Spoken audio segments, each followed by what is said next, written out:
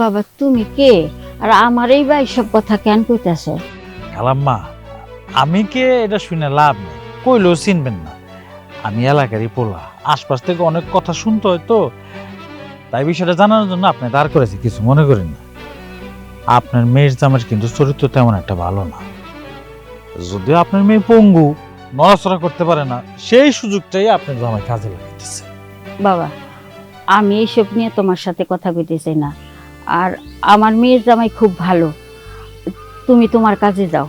ভালো নাই খালাম্মা, ভালো নাই। একটা গরিব মেয়ে দেখতে অসুন্দর স্বামীর লগে সংসার করতে পারে, কিন্তু একটা চরিত্রহীন স্বামীর লগে সি সি সি অসম্ভব। খালাম্মা, আমি তো ভাবির চিনি, সে অনেক ভালো মানুষ, যদিও পঙ্গু, তবে সে সাংসারিক মেয়ে। এক কাজ করেন খালাম্মা, মেয়েটারে অন্য কোথাও বিয়ে দিয়ে দেন, নাইলে আপনার বাড়িতে রাইখে দেন, ওই জালিমের হাত থেকে বাঁচান। আপনার মেয়ের জামাই পরকীয়া করে, পরে যদি এন থেকে না সরাইতে পারেন, আপনার মেয়ের কিন্তু জীবনটা শেষ।